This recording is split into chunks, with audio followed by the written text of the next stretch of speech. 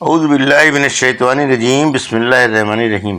الحمد للہ رب العالمین، والصلاۃ والسلام علی سید المرسلین وخاتم النبیین، اما بعد۔ صحیح مسلم حدیث نمبر 108، باب ایمان اور شریعت کا پابند جنت میں جائے گا۔ اردو ترجمہ۔ جابر رضی اللہ عنہ سے روایت ہے کہ نعمان بن قوقل رسول اللہ صلی اللہ علیہ وسلم کے پاس آئے اور عرض کیا، یا رسول اللہ صلی اللہ علیہ وسلم، اگر میں فرض نماز ادا کروں اور حرام کو حرام سمجھوں اور اس سے باز رہوں اور حلال کو حلال سمجھوں، اگرچہ اس کو نہ کروں، تو میں جنت میں جاؤں گا؟ آپ سب نے فرمایا ہاں۔ حدیث نمبر 109، یہ حدیث اس سند سے بھی مروی ہے۔ حدیث نمبر 110،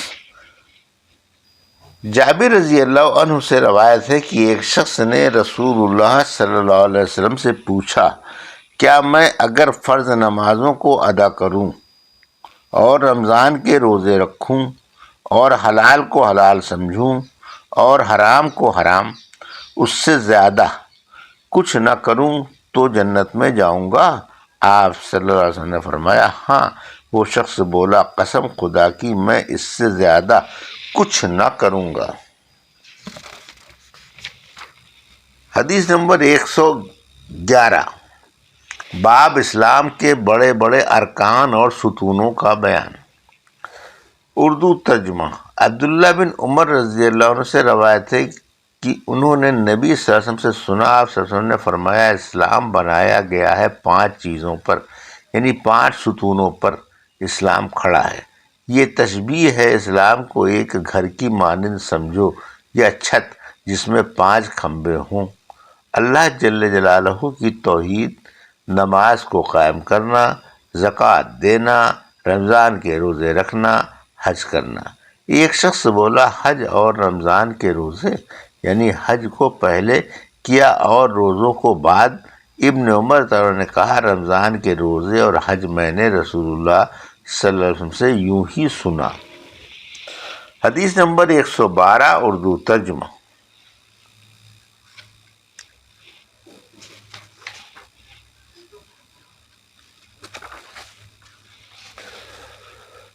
عبداللہ بن عمر رضی اللہ عنہ سے روایت ہے کہ رسول اللہ صلی اللہ علیہ وسلم نے فرمایا، اسلام 5 ستونوں پر کھڑا کیا گیا ہے۔ ایک یہ کہ اللہ ہی کی عبادت کی جائے اور اس کے سوا تمام جھوٹے خداؤں کا انکار کیا جائے، اور دوسرے نماز پڑھنا، تیسرے زکوٰۃ دینا، چوتھے بیت اللہ کا حج کرنا، 5ویں رمضان کے روزے رکھنا۔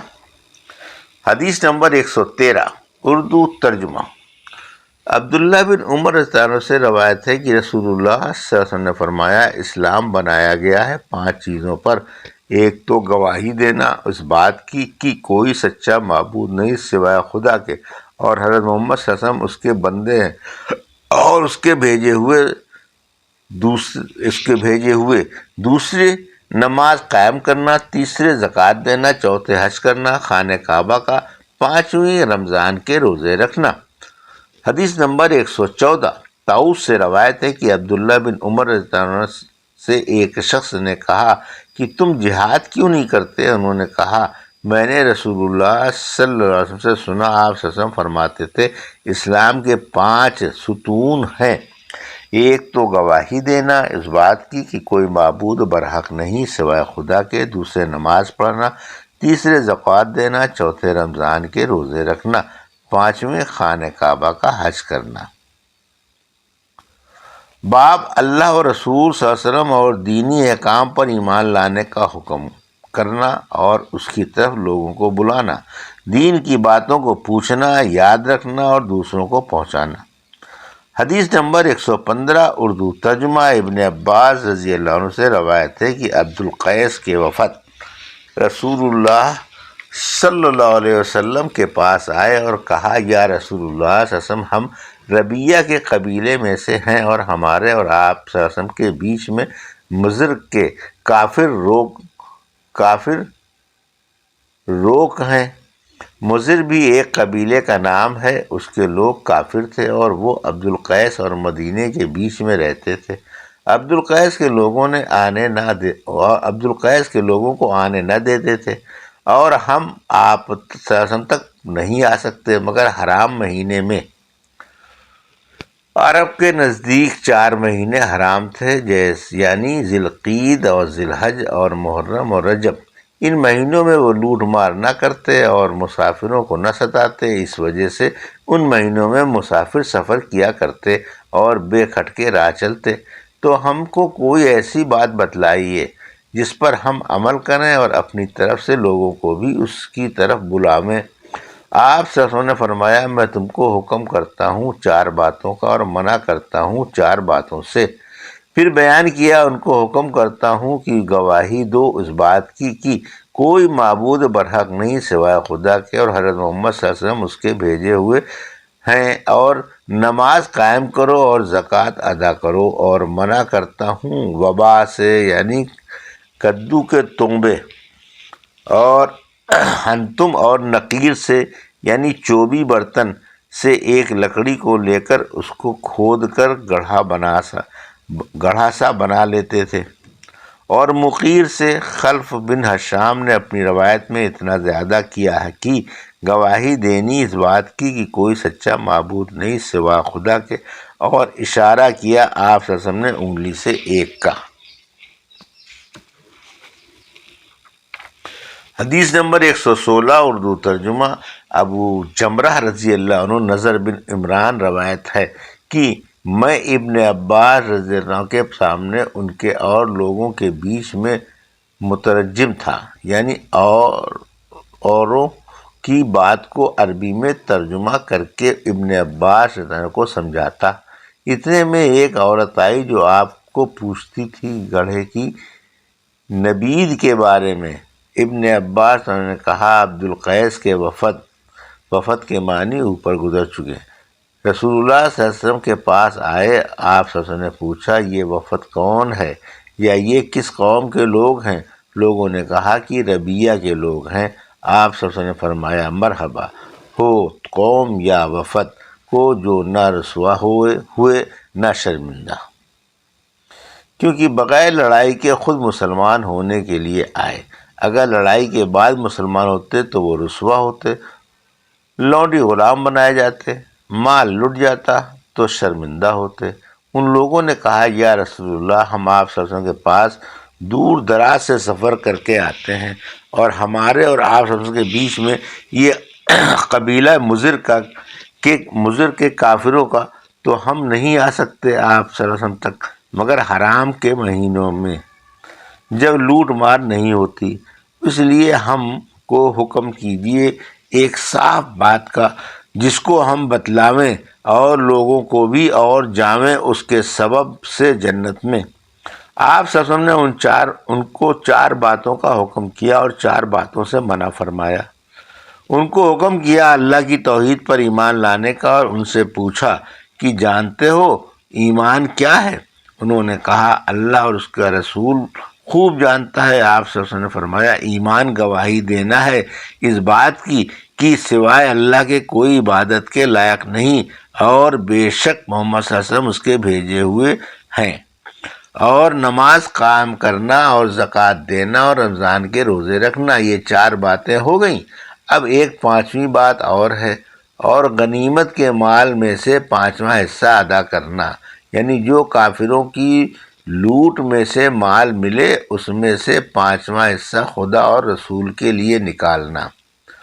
اور منع فرمایا ان کو کدو کے تونبے اور سبز لاکھی گھرے اور روغنی برتن سے۔ شعبہ نے کبھی یوں کہا اور نقیر سے، اور کبھی کہا مقیر سے، دونوں کے معنی اوپر گزر چکے ہیں۔ اور فرمایا، اس کو یاد رکھو اور ان باتوں کی ان لوگوں کو بھی خبر دو جو تمہارے پیچھے ہیں۔ اور ابو بکر بن ابی شیبہ من ورائکم کہا، بدلے من ورائکم کے، اور مطلب دونوں کا ایک ہے، اور ان کی روایت میں مقیر کا ذکر نہیں ہے۔ حدیث نمبر 117 اردو ترجمہ۔ دوسری روایت بھی ابن عباس رضی اللہ عنہ سے اسی طرح ہے۔ اس میں یہ ہے کہ میں تم کو منع کرتا ہوں اس نبیذ سے جو بھگوئی جاوے کدو کے تونبے اور چوبی اور سبز لاکھی اور روغنی برتن میں۔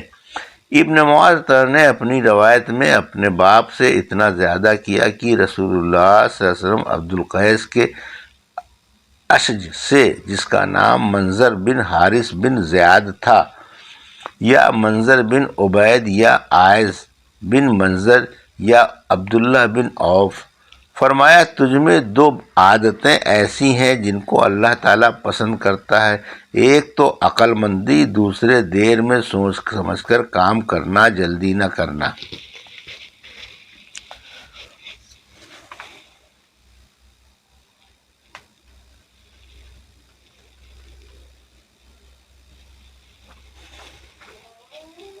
حدیث نمبر 118 اردو ترجمہ۔ قتادہ سے روایت ہے کہ مجھ سے یہ حدیث بیان کی اس شخص نے جو ملا تھا اس وفد سے جو رسول اللہ صلی اللہ علیہ وسلم کے پاس آئے تھے، عبد القیس کے قبیلے میں سے، اور قتادہ نے نام نہ لیا اس شخص کا جس سے یہ حدیث سنی ہے، اس کو تدلیس کہتے ہیں۔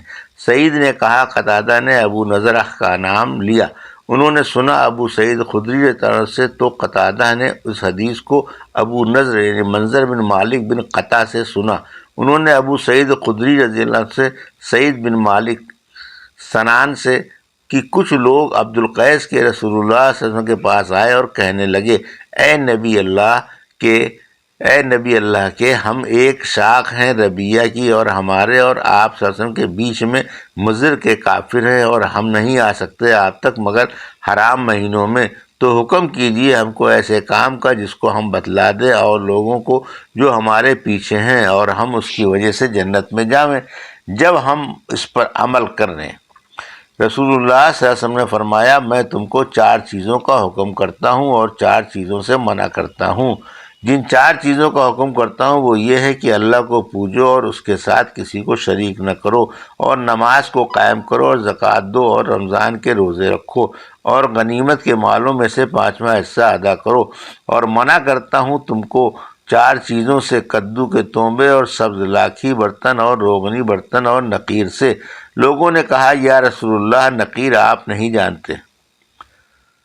آپ صلی اللہ علیہ وسلم نے فرمایا کیوں نہیں جانتا؟ نقیر ایک لکڑی ہے جس کو تم کھود لیتے ہو، پھر اس میں قطیہ ایک قسم کی چھوٹی کھجور، اس کو شہریر بھی کہتے ہیں، بھگوتے ہو۔ سعید نے کہا یا تمر بھگوتے ہو، پھر اس میں پانی ڈالتے ہو جس سے اس کا جوش تھم جاتا ہے، تو اس کو پیتے ہو، یہاں تک کہ ایک تم میں اپنے چچا کے بیٹے کو تلوار سے مارتا ہے نشے میں آ کر۔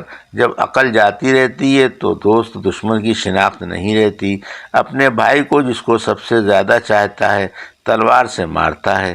شراب کی برائیوں میں سے یہ ایک بڑی برائی ہے جس کو آپ صلی اللہ علیہ وسلم نے بیان کیا۔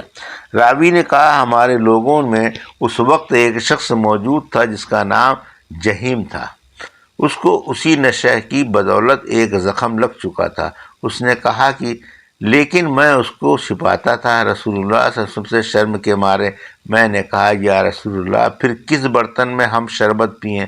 آپ صلی اللہ علیہ وسلم نے فرمایا پیو چمڑے کے برتنوں میں، مشکوں میں، جن کا منہ باندھا جاتا ہے ڈوری یا تسمے سے۔ لوگوں نے کہا اے نبی اللہ کے ہمارے ملک میں جو ہے بہت ہیں، وہاں چمڑے کے برتن نہیں رہ سکتے۔ ہمارے ملک میں چوہے بہت ہیں، وہاں چمڑے کے برتن نہیں رہ سکتے۔